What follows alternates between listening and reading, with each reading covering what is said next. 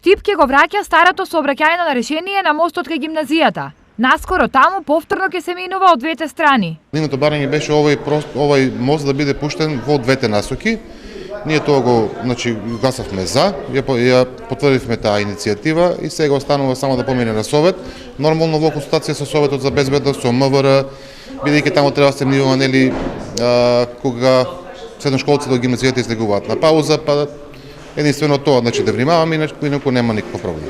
За да се надминат евентуални проблеми, иницијативата за враќање на двонасочноста на мостот предвидува и можни решенија. Во насока на непречено одвивање на сообраќајот предлагаме ограничување на сообраќајот преку мостот само за лесни патнички возила и временско ограничување за двонасочен режим само во периодот додека трае големиот одмор за учениците од гимназијата во едната и во другата смена. Ваквата можност најмногу им оди во прилог на жителите за стариот здравен дом, но и на такси возачите кои на овој начин кратат време и трошоци. Мислам дека е најдобро, оти доста кружењи, па има многу кружење. Потреба се има во район, да речеме, кадидере тука, сите одат доле од кај црквата кружат, а вака од тука ќе си фане.